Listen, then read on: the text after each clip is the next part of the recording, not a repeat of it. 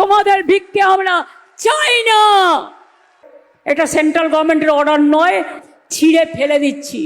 আমি এটাকে মনে করি অসম্মান, অপমান।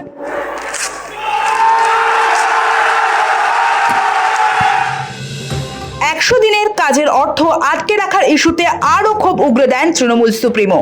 অভিযোগ করে বলেন, দেশে পশ্চিমবঙ্গ সেরা ছিল বলেই 100 দিনের কাজ, গ্রামীণ সড়ক যোজনা, আবাস যোজনা সব বন্ধ করে দিয়েছে। শুধুমাত্র 100 দিনের কাজে 51,617 কোটি টাকা পায়নি রাজ্য। ভোটের মুখে আবার কিছু টাকা দিয়ে বলবে এই তো দেয়া হলো, পরে বলবে কাজ হয়নি তাই টাকা ফেরত নেওয়া হলো। 100 দিনের কাজে মনে রাখবেন, 22 সাল 21 সাল পর্যন্ত আমরা 1 নম্বরে ছিলাম ভারতবর্ষে। আবাস যোজনায় 1 নম্বরে ছিলাম, গ্রামীণ রাস্তায় 1 নম্বরে ছিলাম। হিংসা করে, হিংসার তো কোনো ওষুধ হয় না। 100 দিনের কাজ 4 বছর বন্ধ করে দিয়েছে, আবাস যোজনা বন্ধ করে দিয়েছে, গ্রামীণ রাস্তার কাজ বন্ধ করে দিয়েছে। আমরা প্রায় 51,617 কোটি টাকা পাইনি শুধু 100 দিনের কাজে। এই টাকাগুলো লুকিয়ে রেখেছে, ইলেকশনের সময় এসে দেখাবে এই তো দিলাম। আরে আর তো কাজ করার টাইম নেই।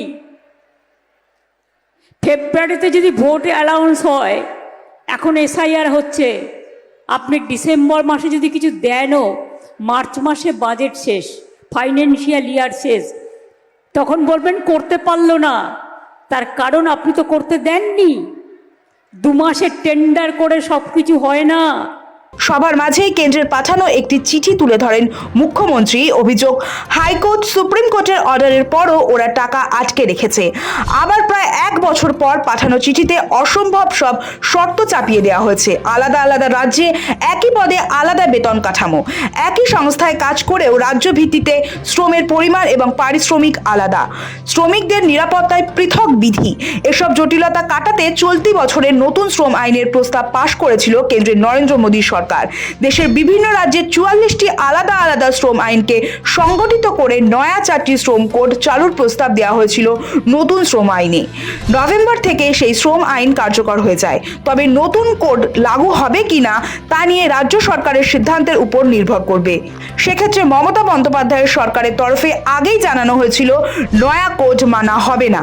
এবার রাজ্যের হাতে এসে পৌঁছেছে শ্রম সংক্রান্ত সেই আইনের প্রতিলিপি। সেখানে 100 দিনের কাজে টাকা দেওয়ার ক্ষেত্রে নয়া শর্ত দেওয়া হয়েছে। এরপরই নাটকীয় ভঙ্গিতে কাগজটি উঁচিয়ে ধরে বলেন, এই অর্ডারের কোনো ভ্যালু নেই, এটা ভ্যালুলেস। বাংলার মানুষ ভিক্ষে চায় না। 6 ডিসেম্বর থেকে রেস্ট্রিকটিভ কন্ডিশন দিয়েছে, শর্ত দিয়েছে। কি শর্ত?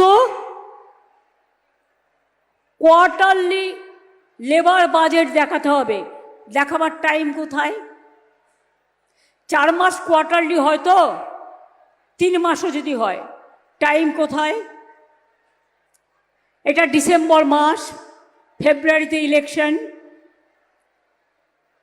একটা গ্রাম সভায় মাত্র 10 জন কাজ পাবে, আর কেউ পাবে না। হয় কখনো একটা পরিবারেই তো 10টা গরিব লোক থাকে। ট্রেনিং দিতে হবে। কবে ট্রেনিং দেবেন আর কবে কাজ দেবেন? জমির কাজ করা যাবে না, ল্যান্ডের নানা রকম।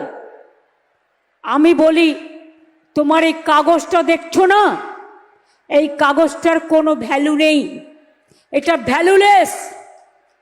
আবার আমরা ক্ষমতায় আসব, কর্মশ্রী 75 দিন এবারে কাজ হয়েছে, 70 দিন হয়ে গেছে, আরও 75 থেকে 80 দিন করব, আর 100 দিনের কাজ বাংলায় করবে। তোমাদের ভিক্ষে আমরা চাই না। কেন্দ্রের দেওয়া শর্ত অসম্মানজনক বলে আখ্যা দিয়ে কোচবিহারের জনসভা থেকে এই সংক্রান্ত কাগজ ছিঁড়ে ফেলেন তৃণমূল সুপ্রিমো মমতা বন্দ্যোপাধ্যায়। মুখ্যমন্ত্রী বলেন, এটি কেন্দ্রের নির্দেশ নয়, তার ব্যক্তিগত নোট। এটা বাংলার প্রতি অপমান। তোমাদের ভিক্ষে আমরা চাই না।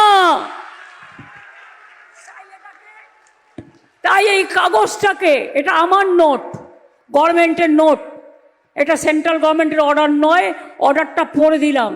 ছিঁড়ে ফেলে দিচ্ছি। আমি এটাকে মনে করি অসম্মান, অপমান।